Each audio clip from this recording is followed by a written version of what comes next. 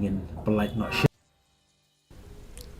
Principal Jongka Jawahar Novadaya Vidyalaya Muklau Niraj Kumar Negasngi Ulapintip baga Skul kala Shah na pedengki apu Tylli ki Skul Meghalaya ban Pyntreikam yakan National Education Policy na gabenta ka West Janty Hills District yakan ni lapan bana ka press conference sa shua ban rakhi yak jingdap licenem jongka National Education Policy ahazar arpau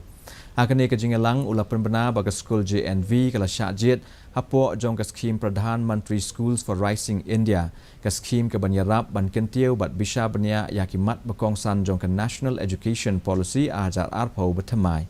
Nongstoin ke Skul Jawahar Navodaya Vidyalaya Nongstoin kala rakhi ya ka jingdap licenem jongka National Education Policy negasngi ya ka nega program la pelong dagi bo punya skul bal Asian benta dagi kena skul kinohikai bat kinong trei ke skul Vice Principal Umesh Kumar Ulapenshai katu kat ne kimat bakongsan jongka nega policy kom ka jing pai khmat shabaro kiliang naduk ka puli ka puthi bat ka jing penbet penbiang hakisap ipong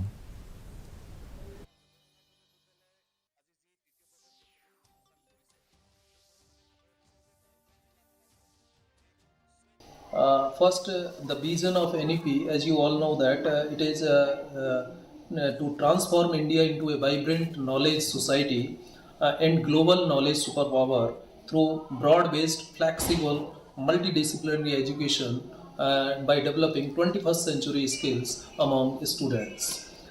Major highlights of NEP 2020 are there will be universalization of education from preschool to secondary level with 100% GER in school education by 2030.